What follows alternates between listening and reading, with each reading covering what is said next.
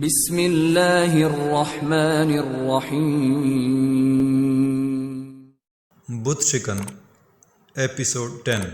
دوسرے روز اسد شیرازی نے اپنے ایک معتبر غلام کو غزنی کی اس مسجد کی طرف روانہ کیا جس کے ایک گوشے میں نظام شاہ رہتے تھے۔ جا کر دیکھو وہ جادوگر کون ہے، پہلے اسے دولت کے ذریعے خریدنے کی کوشش کرو، اور اگر وہ فروخت ہونے پر آمادہ نہ ہو تو پھر اسے راستے سے ہٹا دو۔ یہ ہماری راہ کا سب سے بھاری پتھر ہے، اگر اسے ریزہ ریزہ نہ کیا گیا تو دوسرے پتھر ہمیں کبھی آگے بڑھنے نہیں دیں گے۔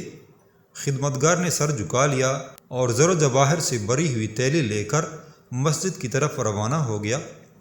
اسد شیرازی کی ہدایت کے مطابق وہ خدمتگار پہلے مسجد کے پیش امام سے ملا اور اسے ایک بڑی رقم بطور نظر پیش کی۔ سیم و زر کی طلب میں زندہ رہنے والے پیش امام کے سوالی چہرے پر مسرتوں کے کئی چراغ روشن ہو گئے، اور پھر وہ تیز قدموں سے چلتا ہوا مسجد کے اندر پہنچا۔ پیش امام نے دروازے سے جھانک کر دیکھا، نظام شاہ اپنی عادات کے مطابق گھٹنوں میں سر چھپائے خاموش بیٹھے ہوئے تھے۔ وہ اندر موجود ہے۔ پیش امام نے واپس آ کر اسد شیرازی کی خدمتگار کو بتاتے ہوئے کہا۔ اسد شیرازی کا ملازم بڑے غرور کے ساتھ ایک ایک قدم اٹھاتا ہوا اندر پہنچا، اور پھر اس کی آنکھیں حیرت سے پھیل گئیں۔ نظام شاہ وہاں موجود نہیں تھے۔ خدمتگار گھبرا کر پیش امام کے حجرے میں واپس چلا آیا، وہاں تو کوئی بھی نہیں ہے۔ پیش امام نے دوبارہ جا کر دیکھا تو نظام شاہ اسی حالت میں بیٹھے ہوئے تھے۔ اسد شیرازی کا ملازم ایک بار پھر مسجد میں داخل ہوا، مگر اس مرتبہ اسے شدید حیرت سے دوچار ہونا پڑا۔ نظام شاہ وہاں موجود نہیں تھے۔ یہ عمل کئی بار دہرایا گیا۔ مسجد کا پیش امام کہتا تھا کہ نظام شاہ اندر موجود ہے، مگر جب اسد شیرازی کا ملازم انہیں دیکھتا تو وہ نظر نہیں آتے تھے۔ بہت دیر تک یہ عجیب و غریب کشمکش جاری رہی۔ بالآخر اسد شیرازی کا ملازم تنگ آ کر واپس چلا گیا۔ خدمتگار کی بات سن کر اسد شیرازی سناٹے میں آ گیا، پھر وہ انتہائی غضب کی حالت میں اپنے ملازم پر برسنے لگا۔ تو جھوٹ بولتا ہے۔ انتہائی غصے کے سبب اسد شیرازی کے منہ سے کف اڑ رہا تھا۔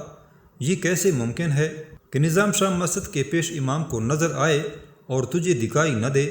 یہ تیری بینائی کا قصور ہے، تو اندھا ہو گیا ہے۔ اہرمن کی قسم، میرے ساتھ یہی عجیب و غریب واقعہ پیش آیا ہے۔ خدمتگار شدت خوف سے لرز رہا تھا۔ تو اس مسجد کے اندر داخل ہی نہیں ہوا ہے۔ اسد شیرازی ایک بار پھر گرجا، میں جانتا ہوں کہ تو راستے سے لوٹ آیا ہے اور یہاں آ کر بہانہ تراش لیا ہے۔ میں تیرے اس جھوٹ پر کسی طرح یقین نہیں کر سکتا۔ آقا، خدمتگار نے دونوں ہاتھ جوڑ لیے، مسجد کے پیش امام موجود ہیں، آپ ان سے اس واقعے کی تصدیق کر سکتے ہیں۔ اسد شیرازی نے گھبرا کر اپنے خدمتگار کی طرف دیکھا، اور پھر آہستہ آہستہ اس کا غصہ سرد ہونے لگا۔ بدحواسی میں اس نے پیش امام کے وجود کو یکسر نظر انداز کر دیا تھا۔ اب ملازم نے احساس دلایا تو اسے یاد آیا۔ تو جا، اسد شیرازی نے جھنجھلائے ہوئے لہجے میں کہا، اس جادوگر کو میں خود دیکھ لوں گا۔ خدمتگار لرزتے قدموں سے سر جھکائے ہوئے چلا گیا۔ اسد شیرازی بہت دیر تک نظام شاہ کے بارے میں سوچتا رہا، پھر خود کلامی کے انداز میں کہنے لگا، امیر علی شاہ تو مر گیا، مگر اپنے پیچھے ہمارے لیے ایک اور مصیبت چھوڑ گیا ہے۔ یک اسد شیرازی کی نظروں کے سامنے اپنے خدمتگار کا وحشت زدہ چہرہ ابھر آیا، پھر اسے نظام شاہ کے تصور سے ہلکا سا خوف محسوس ہوا۔ نظام شاہ کو نہ چھیڑ اسد شیرازی، اس نے اپنے آپ کو مخاطب کرتے ہوئے کہا، اسے مسجد کے ایک گوشے میں پڑا رہنے دے، پھر محمود کا کیا ہوگا؟ اس نے خود ہی اپنے سوال کا جواب دیتے ہوئے کہا، اور اگر محمود ہلاک نہیں ہو سکا تو پھر میرا اور میرے خاندان کا کیا ہوگا؟ اس خیال کے آتی ہی اسد شیرازی شدت خوف سے کانپ اٹھا، اور اس نے اپنے اندر کی اس دہشت کو کم کرنے کے لیے چیخ کر کہا، نظام شاہ کو غزنی چھوڑنا ہوگا یا پھر اسے اس دنیا سے جانا پڑے گا۔ مجھ سے یہ صورتحال زیادہ دیر تک برداشت نہیں ہو سکتی کہ کوئی دشمن میری شہرک پر زہر آلود خنجر رکھ دے اور میں بے خبری کی نیند سو جاؤں۔ اسد شیرازی بہت دیر تک اپنے آپ سے گفتگو کرتا رہا، پھر اچانک اس کے ذہن میں ایک برق سی لہرائی۔ وہ ایک بار پھر سعدیہ کو آزمانا چاہتا تھا، مگر سعدیہ محمود کی والدہ کی خدمت گزاری میں لگی ہوئی تھی۔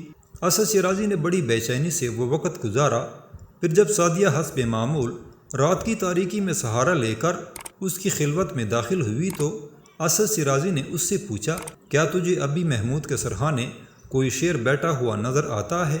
نہیں آقا، کنیز سعدیہ نے کسی تعامل کے بغیر کہا، میں نے اس شیر کو دوبارہ نہیں دیکھا۔ یہ انکشاف سن کر اسد شیرازی کے ہونٹوں پر ایک آسودہ سی مسکراہٹ ابھر آئی۔ میرا خیال درست نکلا۔ کنیز سعدیہ نے چونک کر اپنے آقا کی طرف دیکھا۔ وہ صرف تیرا وہم تھا، اسد شیرازی نے مسرور لہجے میں کہا، تجھے تیری آنکھوں نے فریب دیا تھا، وہ تیرے پریشان خیالوں کا تراشا ہوا شیر تھا سعدیہ، اس کے سوا کچھ نہیں۔ اسد شیرازی کی گفتگو سن کر سعدیہ نئی حیرتوں میں ڈوب گئی تھی۔ ہو سکتا ہے آقا، ہو سکتا ہے۔ سعدیہ کی زبان لڑکھڑا رہی تھی۔ یقیناً ایسا ہی ہے۔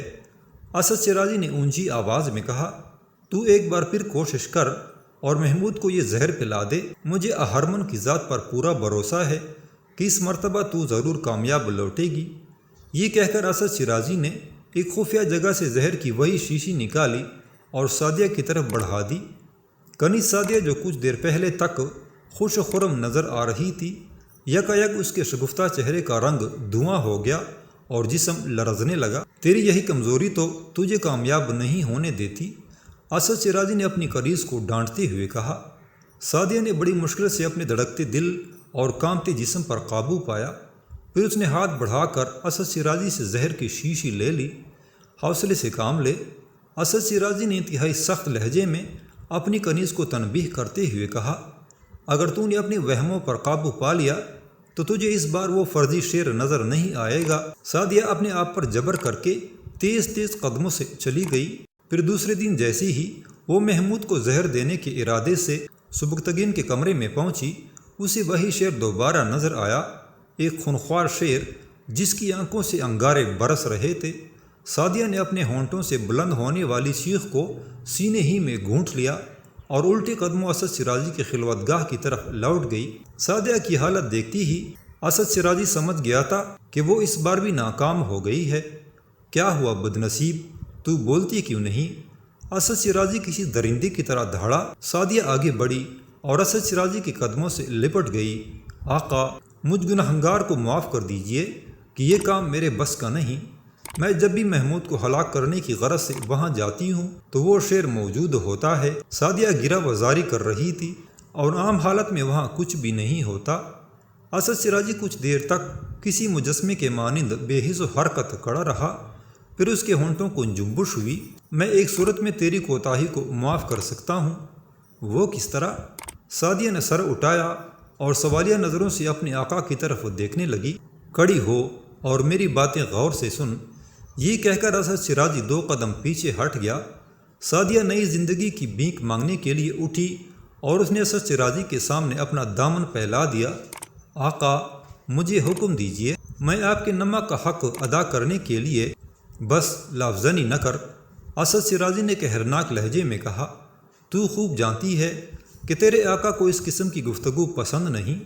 بہرحال میں تجھے آخری موقع دیتا ہوں، اگر تو اس مرحلے میں بھی ناکام رہی تو پھر یہ زمین تیرے وجود کو برداشت نہیں کرے گی۔ سعدیہ اسد شیرازی کی اس تنبیہ کا مفہوم خوب سمجھتی تھی۔ ایک بار پھر اس کا دل کانپا، مگر اس امید پر اس نے اپنے آپ کو سنبھال لیا کہ شاید سوئی ہوئی قسمت جاگ جائے اور وہ نئی آزمائش میں پوری اترے۔ غزنی کے مضافاتی علاقے کی ایک مسجد میں نظام شاہ نامی ایک نوجوان رہتا ہے۔ اسد شیرازی نے سعدیہ کو اپنا نیا منصوبہ تفصیل سے بتاتے ہوئے کہا، تو اس سے 2-4 ملاقاتیں کر اور پھر ایک دن اسے اپنے حوالے سے بدنام کر دے۔ میں چاہتا ہوں کہ شاہی عدالت میں نظام شاہ پر مقدمہ چلے اور ابو اسحاق اسے سنسار کرنے کا حکم دے دیں۔ اس طرح وہ جادوگر دنیا سے رخصت ہو جائے گا، پھر اس کے بعد تو آسانی سے محمود کو زہر دے سکے گی۔ کنیز سعدیہ کو یہ کام زیادہ سہل محسوس ہوا، اگرچہ وہ ایک بے گناہ انسان پر الزام تراشی کے خیال سے بہت غمگین تھی، لیکن کیا کرتی کہ اس کے سوا اسے اپنی نجات کا کوئی دوسرا راستہ نظر ہی نہیں آتا تھا۔ سعدیہ جانتی تھی کہ اسد شیرازی اپنی سیاست کی بساط پر ناکام مہروں کو سجانے کا عادی نہیں تھا۔ وہ ایسے مہروں کو بے دریغ قتل کرا دیتا تھا کہ اس طرح مرنے والوں کے ساتھ اس کے راز بھی قبر کی گہرائیوں میں دفن ہو جاتے تھے۔ سعدیہ کو بھی اس ناکامی کے بعد اپنی موت صاف نظر آ رہی تھی، اس لیے وہ نظام شاہ کے ساتھ ایک شرمناک کھیل کھیلنے پر آمادہ ہو گئی۔ اسد شیرازی کے ایک خدمتگار نے کنیز سعدیہ کو دور سے اس مسجد کا پتہ بتا دیا اور خود غزنی واپس لوٹ آیا۔ سعدیہ عام سے کپڑوں اور گہری نقاب میں لپٹی ہوئی مسجد کے دروازے تک پہنچی اور پیش امام سے نظام شاہ کے بارے میں پوچھنے لگی۔ یہ بھی اسد شیرازی کے منصوبے کا ایک حصہ تھا کہ وہ کسی نہ کسی طرح اپنے معاملے میں پیش امام کو بھی گواہ بنا لے۔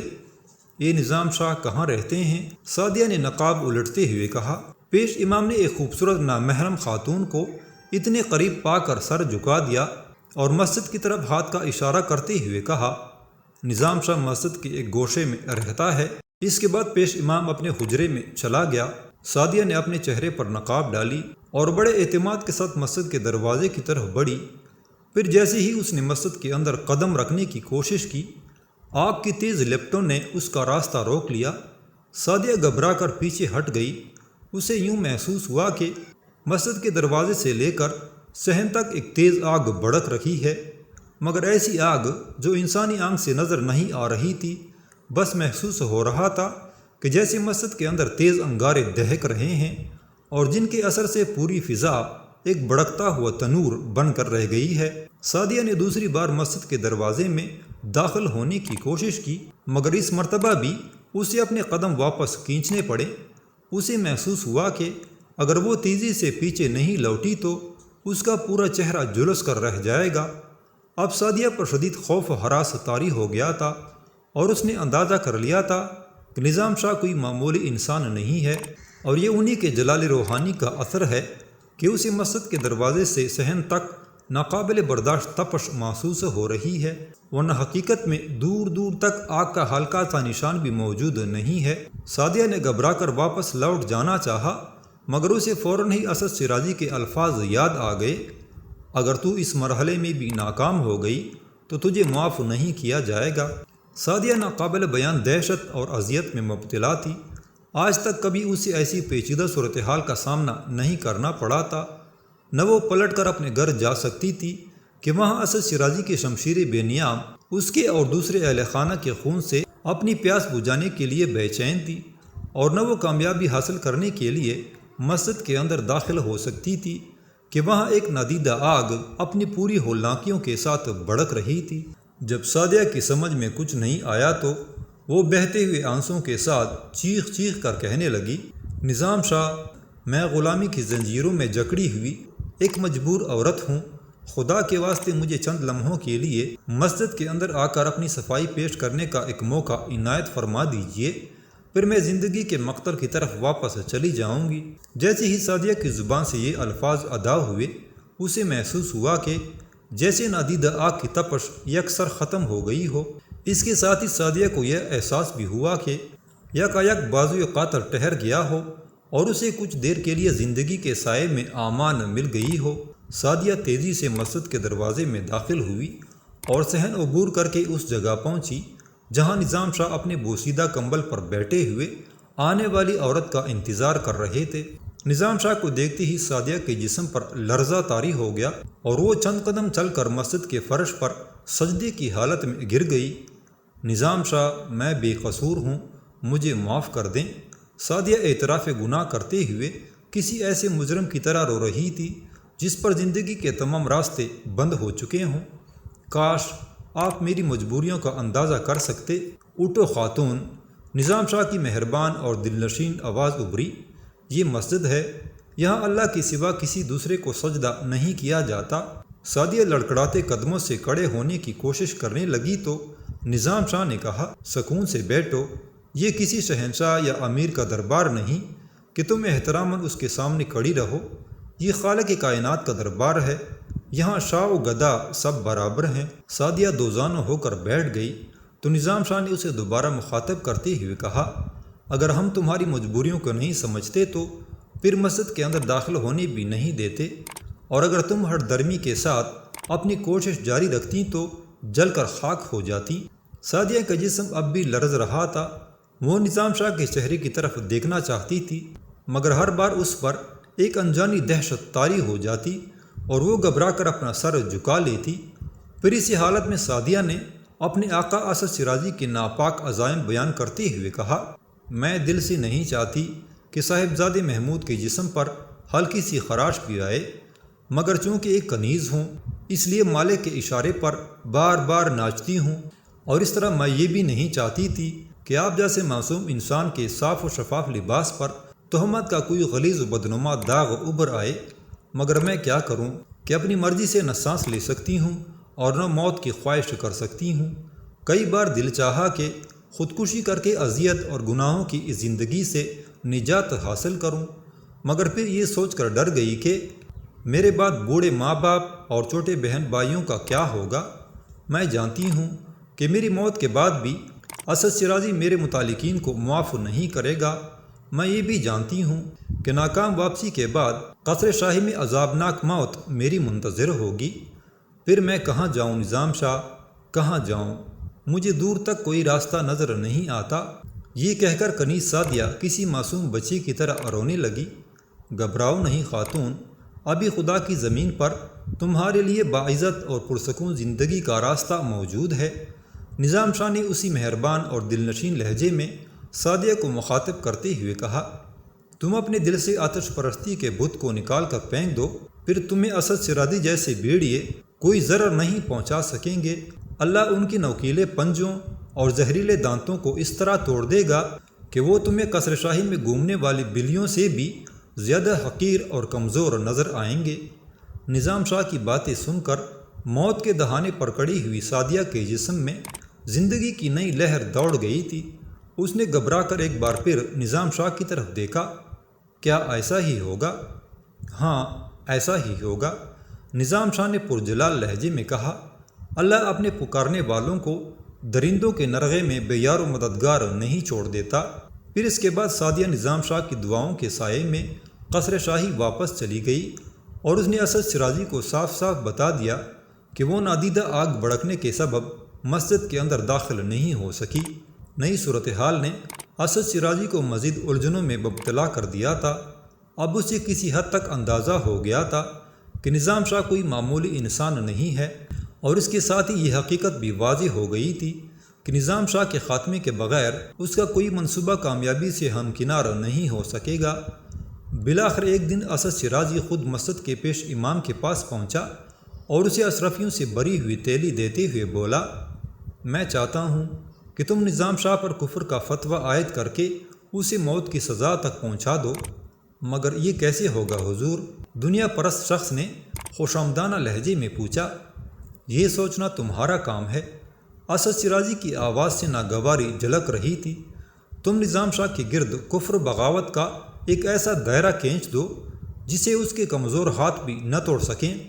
اگر غزنی کی عدالت نے نظام شاہ کو دار پر کھینچ دیا تو میں تمہیں ایسی آسودہ زندگی بخشوں گا جس کا تم نے تصور بھی نہیں کیا ہوگا۔ ادھر نظام شاہ اپنے خون میں نہائے گا اور ادھر تم پر زر و جواہر کی بارش ہونے لگے گی۔ یہ کہہ کر اسد شیرازی پیش امام کے حجرے سے نکلا اور پلٹ کر بولا، تم اپنے منصوبے کی ابتدا کرو اور میں ذرا نظام شاہ کو دیکھ لوں۔ پھر اسد شیرازی مسجد میں داخل ہو کر نظام شاہ تک پہنچا۔ نظام شاہ خلاف معمول دروازے کی طرف دیکھ رہے تھے کہ جیسے انہیں بہت دیر سے اسد شیرازی کا انتظار ہو۔ پھر جو ہی اسد شیرازی کی نظریں نظام شاہ کی نظروں سے چار ہوئیں تو دوسرے لوگوں کی طرح اس کے جسم پر بھی شدید لرزہ طاری ہو گیا۔ اسد شیرازی کی حالت دیکھ کر نظام شاہ مسکرائے، میں تیرا ہی انتظار کر رہا تھا۔ کمزور غلاموں اور ناتواں کنیزوں کو بیچ کر مجھے آزمانا چاہتا تھا۔ مردانگی تو یہ تھی کہ خود آتا اور اس جلتی ہوئی آگ میں اپنا ہاتھ ڈال دیتا۔ نظام شاہ کے سامنے اسد شیرازی کا ہر منصوبہ بے نقاب ہو چکا تھا۔ یہ سوچ کر اس کے بدن کی لرزش کچھ اور بڑھ گئی تھی، تاہم اس نے اپنے بکھرتے ہوئے اعصاب کو سمیٹنے کی کوشش کی۔ نظام شاہ، میں نے آج سے پہلے تجھے کبھی نہیں دیکھا تھا، اس لیے میرے اور تیرے درمیان بلا دشمنی کی کوئی بنیاد بھی نظر نہیں آتی۔ پھر تو میرے راستے کا پتھر کیوں بن گیا ہے؟ اسد شیرازی بے ادبوں کے لہجے میں بول رہا تھا۔ تو مجھ سے دشمنی کی وجہ پوچھنا چاہتا ہے؟ نظام شاہ نے تیز لہجے میں کہا، کیا تیری اور میری دشمنی کے لیے یہ وجہ کافی نہیں کہ تو آج بھی اپنے دل میں باپ دادا کے آتش قدوں کو چھپائے پھرتا ہے، اور میرے اس سینے سوزاں میں ایک اللہ کے سوا کسی دوسرے کا عکس تک موجود نہیں؟ تو مجھ پر تہمت تراش رہا ہے نظام شاہ۔ اسد شیرازی خوف و دہشت میں مبتلا ہونے کے باوجود زور سے چیخا، تجھے میری ایمان کی تکذیب یا تصدیق کا کوئی حق نہیں۔ یہ بندے کا ذاتی معاملہ ہے جسے صرف یزداں ہی جانتا ہے۔ آہستہ بات کر، یہ اللہ کا گھر ہے۔ نظام شاہ نے انتہائی تحمل کا مظاہرہ کرتے ہوئے کہا، اگر تیرے ذہن میں کوئی آتش کدہ روشن نہ ہوتا تو پھر تیری زبان پر یزداں کے بجائے اللہ کا نام آتا۔ یہ تیرے ایمان کا کھلا ثبوت ہے، مگر میں اس پر کوئی اعتراض نہیں کرتا کہ یہ اللہ اور بندے کے درمیان کا معاملہ ہے۔ پھر بھی تیرے دل اور زبان میں ہم آہنگی ہونی چاہیے، ورنہ تیرے نفاق کی یہ حالت ایک دن تجھے ہلاک کر ڈالے گی۔ بس میں تجھے یہی نصیحت کرتا ہوں۔ اسد شیرازی اپنے دل کی چھپی ہوئی کثافتیں ظاہر ہونے پر بہت زیادہ برہم نظر آ رہا تھا۔ مجھے تجھ جیسے بے عمل انسان کی نصیحت کی کوئی ضرورت نہیں۔ خیر، حجت پوری ہو چکی۔ نظام شاہ حسب عادت بہت زیادہ پرسکون نظر آ رہے تھے۔ تیری ہدایت کے سلسلے میں مجھ پر ایک بڑا بھاری قرض تھا، سو آج وہ قرض بھی اتار دیا۔ اللہ ناظر و موجود ہے، وہ میرے اور تیرے درمیان ہونے والی گفتگو کو بھی سن رہا ہے اور دل و دماغ میں کروٹیں لینے والے جذبہ و خیال کو بھی دیکھ رہا ہے۔ اب میں کسی انسانی گواہی کی ضرورت محسوس نہیں کرتا۔ اسد شیرازی نے اچانک نیا لہجہ اختیار کیا، نظام شاہ، میں جانتا ہوں کہ تو دنیا کی تمام آسائشوں سے محروم ایک افلاس زدہ نوجوان ہے۔ آج میں یہی سوچ کر آیا ہوں کہ میں تجھے زندگی کی تمام نعمتیں بخش دوں۔ اسد شیرازی نظام شاہ کی درویشانہ حالت دیکھ کر سوداگری کے پرانے حربے آزما رہا تھا، مگر میری بارش کرم کے لیے ایک شرط ہوگی۔ بہت آسان سی شرط۔ نظام شاہ اپنے اسی روایتی انداز میں مسکرائے، کیسی شرط؟ یہی کہ تجھے ہمیشہ کے لیے غزنی چھوڑ کر یہاں سے بہت دور جانا ہوگا۔ اسد شیرازی نے اپنی پیشکش کی وضاحت کرتے ہوئے کہا، دوسرے یہ کہ تجھے میرے اور محمود کے راستے سے ہٹنا ہوگا۔ نظام شاہ چند لمحوں تک اسد شیرازی کے عیار چہرے کو دیکھتے رہے، جس پر اس کی اندرونی خباثت کا گہرا رنگ جھلک رہا تھا۔ پھر زیر لب مسکراتے ہوئے بولے، اسد شیرازی، تیرے پاس کتنی دولت ہے؟ نظام شاہ نے وزیر مملکت کو پہلی بار اس کا نام لے کر مخاطب کیا تھا۔ خود اسد شیرازی کو بھی اس طرز تخاطب پر شدید حیرت تھی، اور وہ دل ہی دل میں نظام شاہ کے اس عمل کو جادوگری یا شعبدہ بازی کا ایک حصہ سمجھ رہا تھا۔ آخر تو مجھے کتنی دولت دے سکتا ہے؟ نظام شاہ، میرے پاس تیرے اندازوں سے بھی زیادہ دولت ہے۔ اسد شیرازی اسی گستاخانہ لہجے میں بول رہا تھا، تو اپنا دامن میرے سامنے پھیلا کر تو دیکھ، میں تیرے بوسیدہ دامن کو زر و جواہر سے بھر دوں گا۔ اب وزیر مملکت کا خوف کسی قدر کم ہو گیا تھا، اور وہ نظام شاہ کے روبرو کھڑا دولت کے نشے میں جھوم رہا تھا۔ نظام شاہ کے دائیں ہاتھ کو جنبش ہوئی اور انہوں نے اپنے پیوند لگے کمبل کا کونا اٹھاتے ہوئے کہا، کیا تیرے پاس اتنی دولت ہے؟ اسد شیرازی پہلے تو اس سوال کا مفہوم ہی نہیں سمجھ سکا، مگر جب اس نے نظام شاہ کو مسلسل مسجد کے فرش کی طرف اشارہ کرتے ہوئے پایا تو خود بھی اس طرف دیکھنے لگا۔ پھر اس کی آنکھیں فرط حیرت سے پھیل گئیں۔ اسد شیرازی نے دیکھا کہ نظام شاہ کے کمبل کے نیچے زر و جواہر کا ایک دریا سا بہہ رہا تھا۔ نظام شاہ نے کمبل کا اٹھا ہوا کونا ہموار کر دیا اور اسد شیرازی کے عقب میں مسجد کے ایک گوشے کی طرف اشارہ کرتے ہوئے کہا، کیا تیرے پاس اتنی دولت ہے؟ اسد شیرازی کسی بدحواس انسان کے مانند اپنی ایڑیوں پر گھوما اور پھر دیکھنے لگا۔ جدھر نظام شاہ اپنی انگلی سے اشارہ کر رہے تھے، وہاں بھی زر و جواہر کا ایک دریا سا موجزن تھا۔ ابھی اسد شیرازی ناقابل بیان حیرت کے گرداب سے نکلنے بھی نہیں پایا تھا کہ نظام شاہ نے مسجد کی چھت کی طرف اشارہ کیا۔ کیا اتنی؟ اسد شیرازی نے کانپتی نظروں سے دیکھا۔ مسجد کی پوری چھت قیمتی ہیروں سے مزین تھی اور عجیب و غریب روشنی کی شعاعیں سی پھوٹ رہی تھیں۔ کیا تیرے پاس اتنی دولت ہے؟ اس بار نظام شاہ نے بلند اور پرجلال لہجے میں پوچھا۔ دولت کے یہ انبار دیکھ کر اسد شیرازی کی زبان گنگ ہو گئی۔ اس نے نفی میں سر کو جنبش دی اور اعتراف کر لیا کہ اس کے پاس اتنی دولت نہیں ہے۔ تو بہت غریب انسان ہے اسد شیرازی، پھر مجھے خریدنے کیوں آیا ہے؟ نظام شاہ حسب عادت مسکرانے لگے تھے۔ اسد شیرازی اپنی حیرت کا حصار توڑ کر باہر نکلا اور پھر ہوش و حواس درست کرتے ہوئے بولا، یہ سب تیری شعبدہ بازی ہے نظام شاہ، اس کے سوا کچھ نہیں۔ اسد شیرازی کے لہجے سے دوبارہ وہی رعونت جھلکنے لگی تھی۔ میں تیرے نزدیک جادوگر ہی صحیح، نظام شاہ کے ہونٹوں پر وہی دل آویز تبسم نمایاں تھی۔ تو پھر تو ایسا ہی کوئی جادوگر ڈھونڈ لے اور مجھے اپنے راستے سے ہٹا دے، میں تیری اس جادوگری کو بھی دیکھ لوں گا نظام شاہ۔ یہ کہہ کر اسد شیرازی تیزی سے پلٹا۔ جب تو اللہ کے گھر میں آیا ہے تو میں تجھے اسی قادر مطلق کے جبروت سے ڈراتا ہوں اور آخری نصیحت کرتا ہوں کہ تو محمود کا پیچھا چھوڑ دے کہ وہ مستقبل کا سب سے بڑا بت شکن ہے۔ اگر تو نے ایسا نہیں کیا تو ہزاروں اسد شیرازی اس کے گھوڑے کے سموں کے نیچے آ کر ریزہ ریزہ ہو جائیں گے۔ اسد شیرازی نے نظام شاہ کی بات کا کوئی جواب نہیں دیا۔ وہ تیزی سے پلٹا اور مسجد سے باہر نکل گیا۔ پھر وہ کچھ دیر کے لیے پیش امام کے حجرے میں ٹہرا اور اسے سخت الفاظ میں ہدایت دیتے ہوئے بولا، یہ میری انا کا مسئلہ ہے، بہت جلد کوئی منصوبہ تیار کرو اور نظام شاہ کے پورے جسم پر ذلت و رسوائی کی کیچڑ مل دو۔